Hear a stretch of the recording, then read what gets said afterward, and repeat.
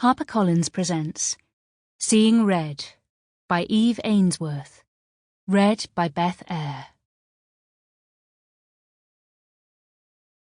Chapter 1. Late again. Amelia was woken by her alarm going off. She groaned and pulled the duvet over her head. It felt far too early to be getting up. Her body felt stiff, and her eyes were still heavy with sleep. All she wanted to do was slip back into her dreams. She shut her eyes, and warmth swept over her. Suddenly she was back in her dream, on the pitch with the ball at her feet, playing at Wembley. Half an hour later, Amelia woke again with a jolt. Her heart thudded hard in her chest. She'd overslept.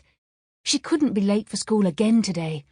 Mrs. Rogan would give her a detention for sure, and Amelia had football training tonight. Slowly, Amelia dragged herself out of bed.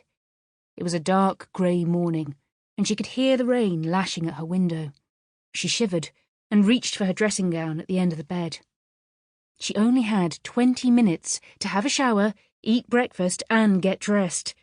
She looked around for her school uniform and spotted it in a crumpled mess on the floor. It needed to be washed, but Amelia couldn't worry about that now. Maybe Mum would give her a lift, she thought, as she padded out towards the bathroom. That would save Amelia some time.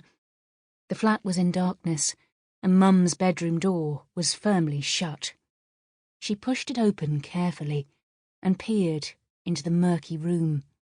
She could just about make out Mum's shape huddled on the bed. Her covers were pulled up tight around her, making Mum look like a caterpillar in its cocoon.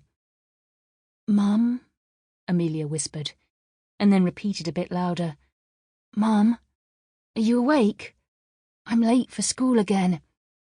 Her mum groaned and rolled over slowly. "Please, Mum, I'm going to get into trouble." "I'm sorry, Amelia," her mum mumbled. "I'm not well. You should have gone to bed earlier. You'll just have to walk fast." As Amelia showered, tears flooded from her eyes, but she tried to ignore them. It wasn't fair what Mum had said. The only reason Amelia had gone to bed late was because she had waited up until Mum was in bed to make sure she was okay.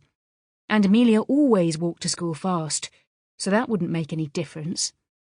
Mum had been like this ever since Dad had left a few weeks ago. There had been days of constant, loud arguments. Then suddenly the front door had slammed shut, and Amelia's world had changed. Her parents had always argued. This was something that Amelia had grown used to. The shouting, the crying, and the slamming of doors. It had never ended in one of her parents leaving before. Not for good, anyway. After one of their big arguments, her parents would try to make things up to Amelia by buying her nice things or fussing over her. Amelia would tell herself that everything was okay because she had everything she wanted. Yet, deep down, she had known her mum and dad weren't happy. But now, things were really bad.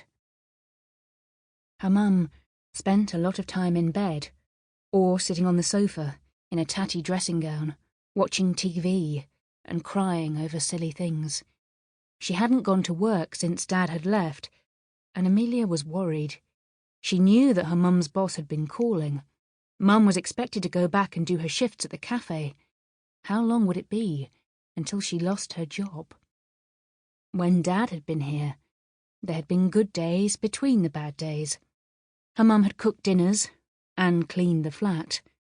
Her dad had been there to talk to Amelia about football and help her with her homework, especially maths. But now, he was gone and was staying at her nan's, miles away. He tried to call Amelia a few times, but she hadn't answered. She was too angry.